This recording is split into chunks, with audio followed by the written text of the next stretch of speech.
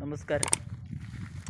ಇವತ್ತಿನ ಹಾಗೆ ಬಂದು ಈ ಹೊಲ್ದಂದ್ರೆ ರೈತನ ಹೊಲ್ದು ಯಾಕಪ್ಪ ಅಂದ್ರೆ ಇವತ್ತು ಲಾಗ ಮನೆ ಮಾಡ್ಬೇಕು ಅನಿಸ್ತೀವಿ. ಮನೆ ಮಾಡಕ್ಕೆ ಯಾಕೆ ಅನ್ಸವಲ್ದು. ಈ ರೈತನ ಕಷ್ಟ ಅಂದ್ರೆ ಏನು, ಸುಖ ಅಂದ್ರೆ ಏನು, ದುಃಖ ಅಂದ್ರೆ ಏನು ಸರ್ಕಾರಕ್ಕೆ ಸ್ವಲ್ಪ ಅರ್ಥ ಅಲ್ಲಿ. ಅದ್ರ ಸಂಬಂಧ ಇವತ್ತು ಲಾಗ್ನ ಹೊಲ್ದಾಗ ಮಾಡಕ್ಕಂತೀನಿ. ಯಾಕಪ್ಪ ಅಂದ್ರೆ ಭಾಳ ಕಷ್ಟ ಆಗೈತ್ರಿ. ಯಾಕಂತ ಕೇಳ್ತೀರೇನು?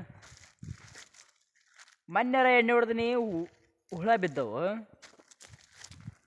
ಈ ಕಡೆ ನೋಡಿದ್ರೆ ಮಳೆ ಇಲ್ಲ, ಸುತ್ತಮುತ್ತ ಮಳೆ ಇಲ್ಲ. ಇಷ್ಟು ಹೊಲ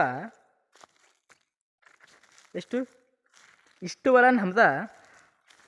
ಆದ್ರೆ ಮೊದಲು ಕಾಪೇನೋ ಅನಾಹುತ ಇತ್ತು. ಈಗ ಕಾಪಿಲ್ಲ, ಏನಿಲ್ಲ. ಈ ಕಡೆ ತೊಗು ನೋಡಿದ್ರೆ ಒಣಗ ಕುಂತ್ಬಿಟ್ಟೈತಿ. ಒಂದು ಗೊತ್ತಾಗಲ್ದು. ಇಲ್ಲ ಮುಕ್ಕಳ್ಯಾರ ಹೆಂಗ ಕಸ ಐತೆ ತಾಳು ನೋಡಿದ್ರೆ, ನೋಡಿದ್ರೆ ಬಂಗಾರದ ಬೆಳೆ ಮ್ಯಾಗೈತಿ.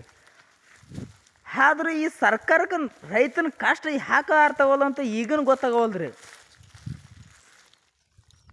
ಎಷ್ಟು ಇದು 4ನೇ ಸಲ 3ನೇ ಸಲ ಆತ್ರಿ ಎಣ್ಣೆ ಹೊಡಕ್ಕೆ ಕುಂತು. ಹುಳನೂ ಹಂಗದವ್ರಿ. ಏನು ಮಾಡ್ಬೇಕು ಗೊತ್ತಾಗವಲ್ದ್ರಿ. ಆದ್ರೆ ಒಂದು ಮಾತ್ರ ಸರ್ಕಾರಕ್ಕೆ ಹೇಳ್ತೀನಿ ರೀ, ರೈತ ಎಷ್ಟು ಕಷ್ಟಪಡ್ತಾನಂದ್ರೆ ಭಾಳ ಕಷ್ಟಪಡ್ತಾನೆ ರೀ.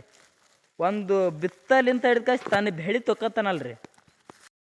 ಆದ್ರೆ ಒಂದು ನನ್ನ ಕಡೆ ಅಂತ ರಿಕ್ವೆಸ್ಟ್ ರೀ, ಎಷ್ಟೋ ಹೋರಾಟ ಮಾಡ್ಯಾರ, ಎಷ್ಟೋ ಏನೋ ಮಾಡ್ಯಾರ ರೈತರು. ಆದ್ರೆ ಅವ್ರ ಕಷ್ಟ ಸರ್ಕಾರಕ್ಕೆ ಈಗಾದ್ರೂ ಮುಟ್ಟವಲ್ದು. ಸರ್ಕಾರ ಯಾವ ಥರ ಕಾಣ್ತೈತಿ ಅಂತ ನಾನು ನೋಡ್ತೀನಿ ರೀ.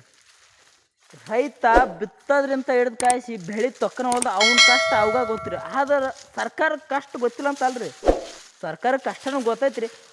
ಆದ್ರೆ ರೈತರ ಸಾಲ ಮನ್ನಾ ಮಾಡಿದ್ರೆ ಭಾಳ ಅನುಕೂಲ ಆಕಿತ್ತು. ಆದ್ರೆ ರೈತರ ಸಾಲನೂ ಮನ್ನಾ ಮಾಡವಲ್ರಿ. ಈ ಕಡೆ ಮನ್ನಾ ಮಾಡೋದು ಹಾಳಾಗೋಲಿ.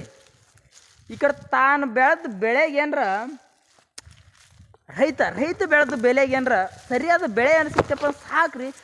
ಅವನಷ್ಟು ಖುಷಿಯಾಗಿರೋವನು ಯಾರು ಇಲ್ರಿ ಜಗತ್ತಿನಾಗ. ರೈತನ ಕಷ್ಟ ಭಾಳ ಅರ್ಥ ಮಾಡ್ಕೋಬೇಕು. ಆದ್ರೆ ಸರ್ಕಾರ ಯಾಕೆ ಅರ್ಥ ಮಾಡ್ಕೊಳವಲ್ದು?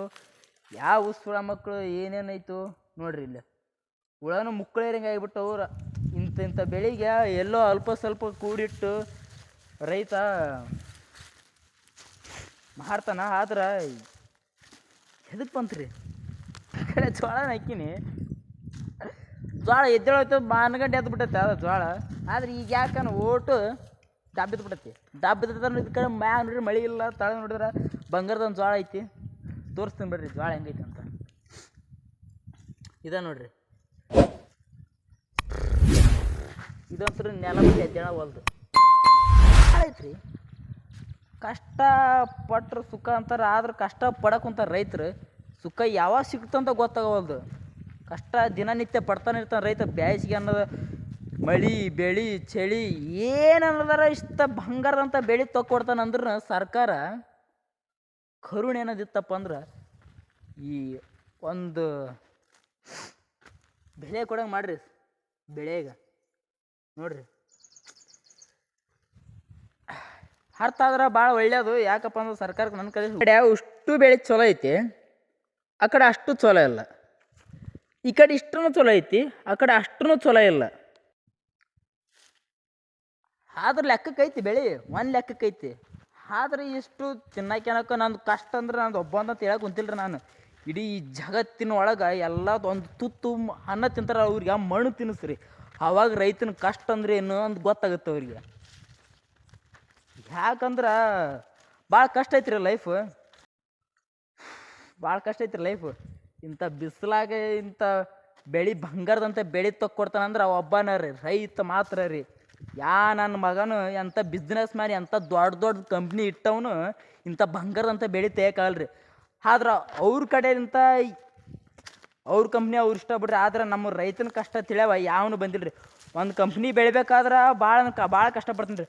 ಆದ್ರೆ ರೈತ ತಾನು ಹುಟ್ಟಿದ್ಲಿಂತ ಹಿಡಿದು ತನ್ನ ಮಗ ಸಾಯೋವರೆಗೂ, ತನ್ನ ಮೊಮ್ಮಕ್ಕಳು ಎಲ್ಲರೂ ಸಾಯೋವರೆಗೂ ಎಲ್ಲರೂ ಇದೇ ಪೀಳಿಗೆಗೆ ತಂದು ಕಾಯಿಸಿ